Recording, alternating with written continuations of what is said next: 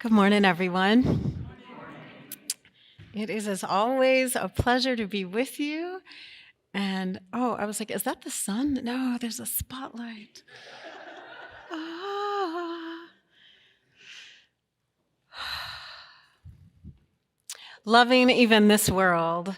I love this message series when our worship team gathered in August and we're brainstorming and coming up with ideas of what's rising in us. This one was particularly resonant about, man, how do we love even this world? And I know that in tumultuous times, like wild election seasons, coming off of a wild election week, which we all know in many places, some of those elections are still to be decided, figuring out how to love this specific world here in America, it feels really urgent to figure out how do we do that. And I know for me, and I am guessing for probably a whole lot of people in this room and listening to us on the internet, that actually showing up and voting is a way we love this world. Being activists and getting other people to show up to vote is a way we love this world. We care about the policies and the people who shape those policies that affect our very lives. But as Reverend Lee has so beautifully said in her message last week, and in the ways in which she is modeling this by leading us in meditation in public, showing up for ourselves and making space for the love and renewal in our hearts is also how we engage in a deep collective breath that helps us to care for our broader communities and our immediate ones. So loving even this world means also caring for each other, and it is caring for each other that I want us to think about this morning. And as always, I'll start with a story.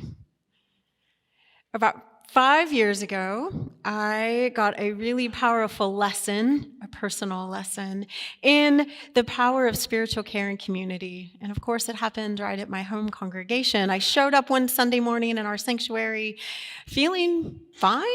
I mean, it was 2017, so the world was burning, but there wasn't an immediate election or an immediate need. So I went to church on a Sunday morning where I also didn't have a specific volunteering task to do and just slid into a pew. And then you all, the service and the sermon took me completely by surprise and just blew the doors of my heart wide open.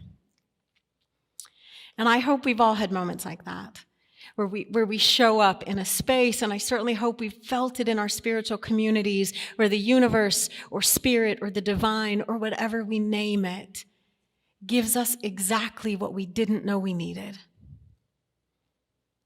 On that particular day, and I've got a picture of my home sanctuary, not on that specific day, I don't think, so you can show that next slide, Duncan.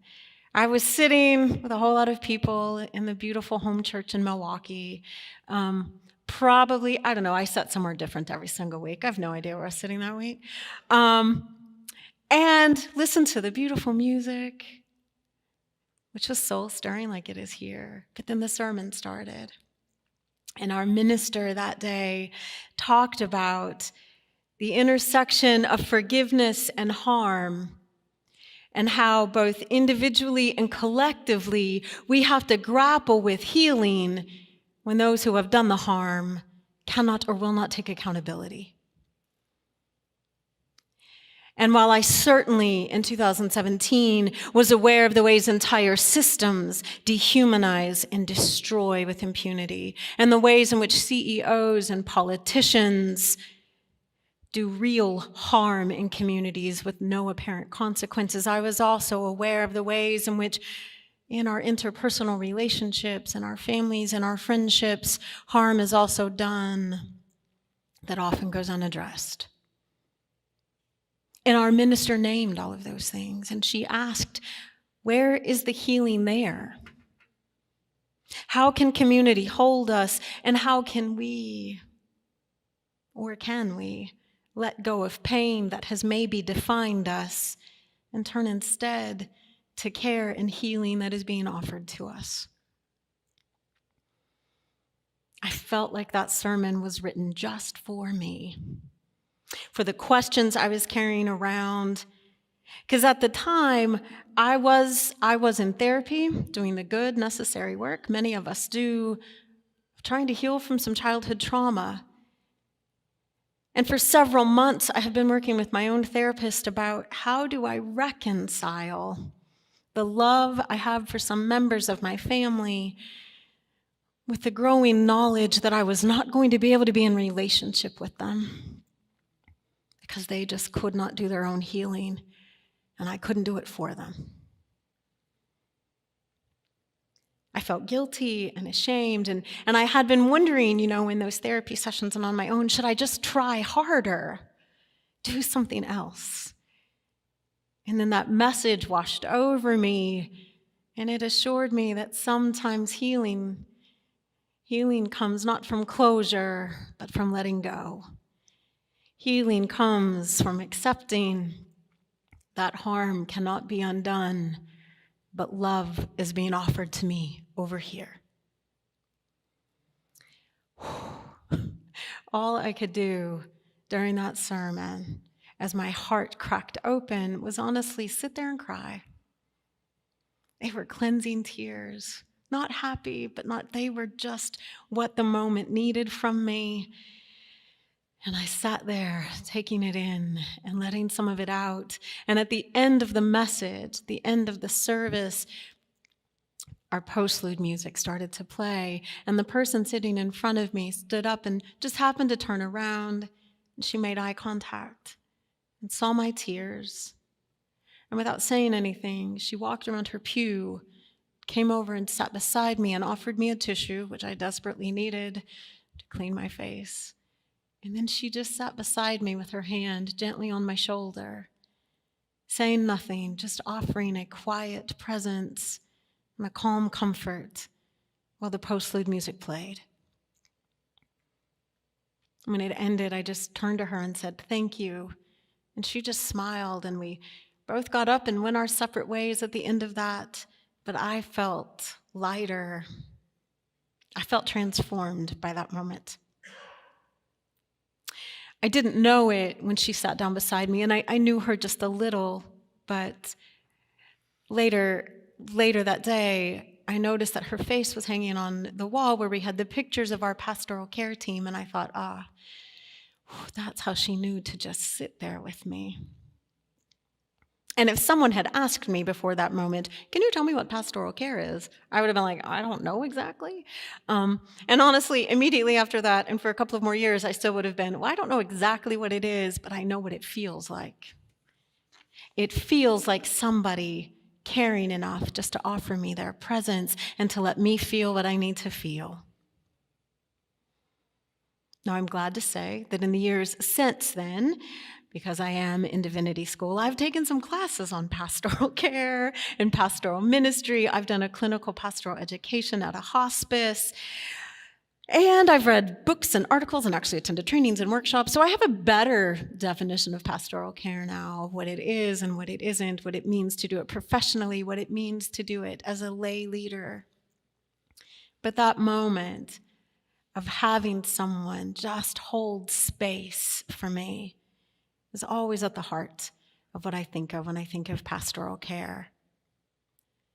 The UUA, in some of their pastoral care training, they say this about what pastoral care is, that companioning one another spiritually is one of the most important ministries of a faith community. We don't need a preacher. I say that as someone standing before you preaching. We need care and community. And preaching can be a way of offering pastoral care. My minister's message was certainly a pastoral moment for me, but companioning each other with, as UU minister Reverend David Pyle says, intentional compassion. I love that, intentional compassion. I'm so glad to say, Wellsprings, that I have been honored in the year that I've been with you to witness such moments of intentional compassion, such moments of caring, companioning. both here in Bell Hall and in our virtual spaces when we gather. The moments when we had Zoom coffee hour, when folks, just a few of us showed up and people provided caring, listening. Those were such a wonderful way for me to get to know this community. But I have also witnessed live with my own eyes and ears here in this space as people come in, the warm welcome they are given. But also, I've seen Carol Hovis, who is one of those greeters week after week. At the end of a service, just sit quietly with someone and let them unburden their hearts. I've seen each of you reach out to people. Maybe you know them well, maybe you don't, and ask genuinely, how are you? And to hold space when they tell you what is in their hearts. That intentional, compassionate listening is how we provide deep connections with each other. And I also learned this week, thank you, Sandy, for telling me this, that the Heartworks team actually provided some pastoral care through a hospice vigil earlier this year. We come together in this community to support each other in those small little ways. If I see you and I welcome you, in those big moments of death is coming and you are not alone.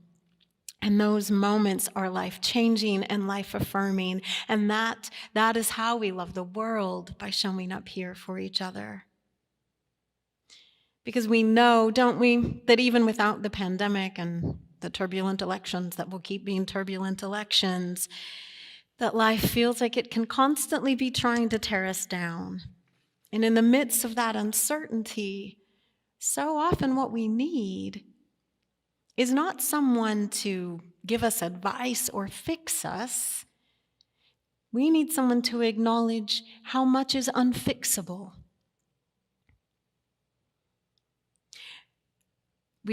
I've said, and I know other ministers have said from this very stage, that trying to fix all the world's problems is too big. There's too many. We have to focus down to what is in our hands, to what we can do. And we do that with our daily acts of love, so that loving the world, this messed up, jagged, unfair, chaotic world, sometimes starts right here, right now, by acknowledging the world as it is and as we are, and then saying, I have gifts to offer you.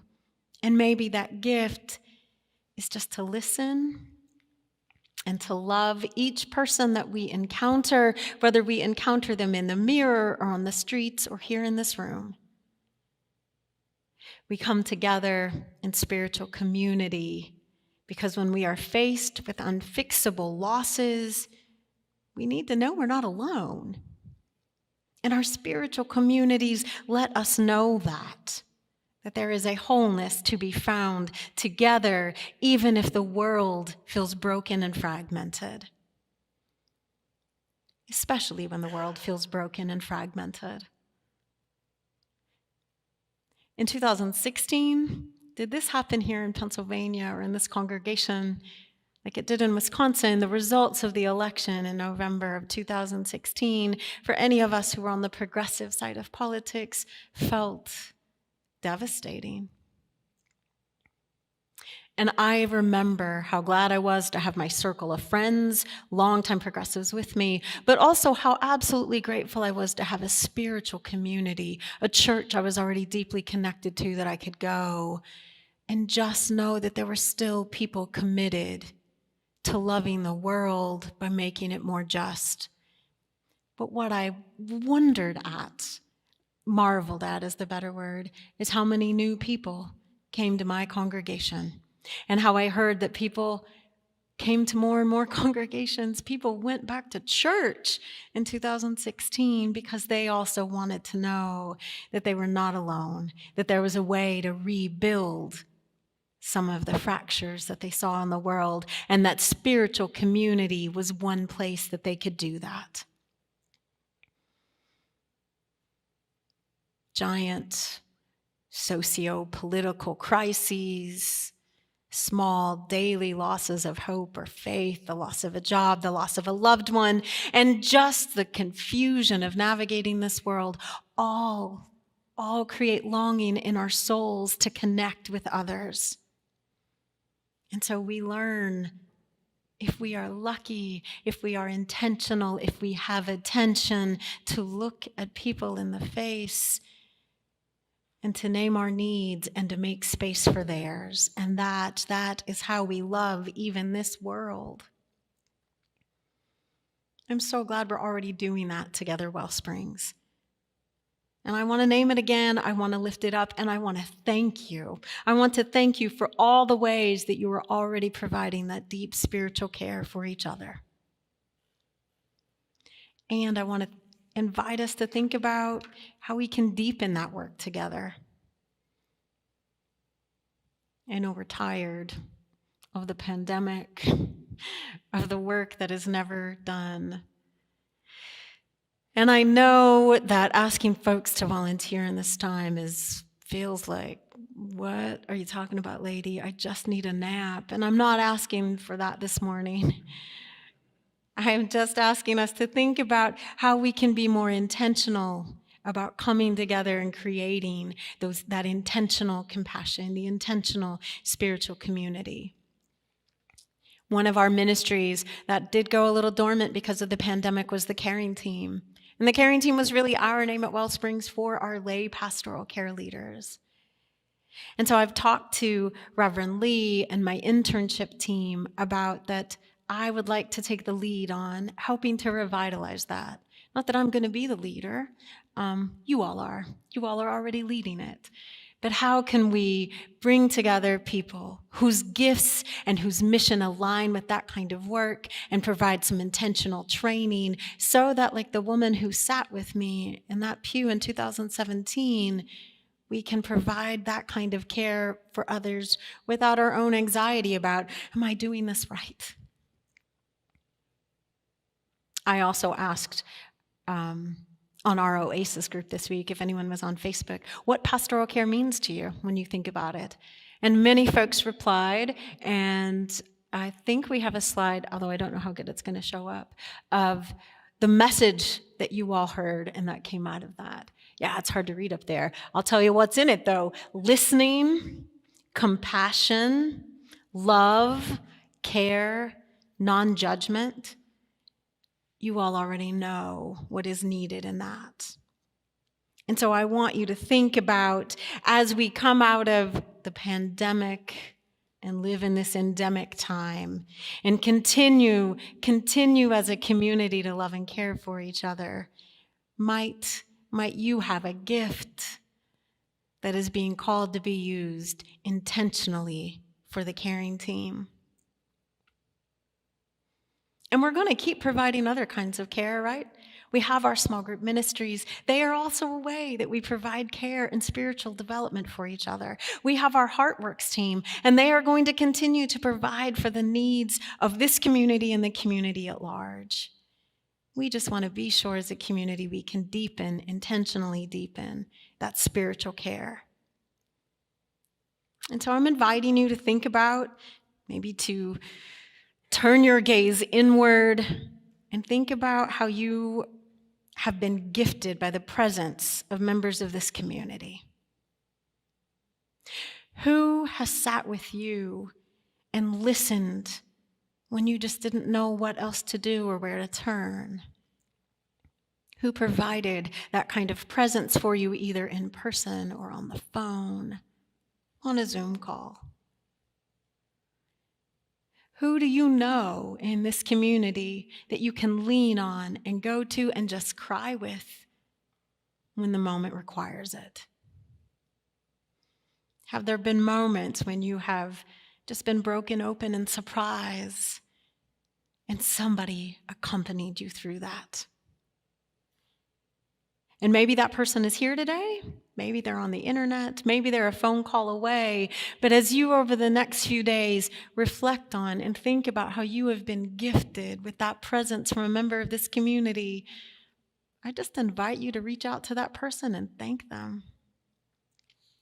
Thank them for the ways they were already part of Wellspring's caring team, informally though it may have been.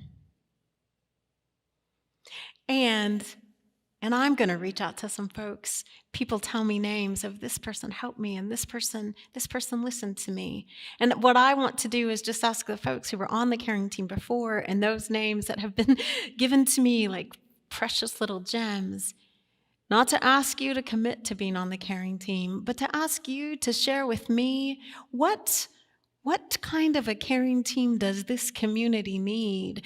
What shape might it take? Where do you see the needs being met best? How can we as a community recreate that team so that we are committing to each other's deep spiritual care in small ways and large? I hope some of you do feel ready to say yes. To say yes to loving the world by loving the community in this way through that ministry. But even if you have to say no, this isn't the time for me to join or rejoin a team, I want you to know that in this place, you will always be welcome. You will always be held in love. May it be so. And amen. Will you enter into a spirit of prayer with me?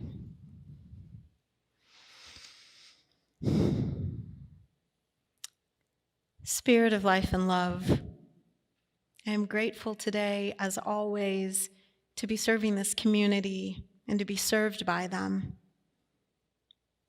I ask that as we communion together, as we covenant together, as we come together, that all of those who enter here find open arms and a warm welcome. May we commit to holding each other. May we commit to companion each other and to nurture each other.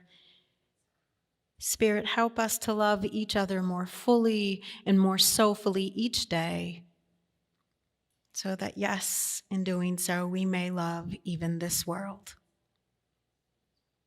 Amen and amen.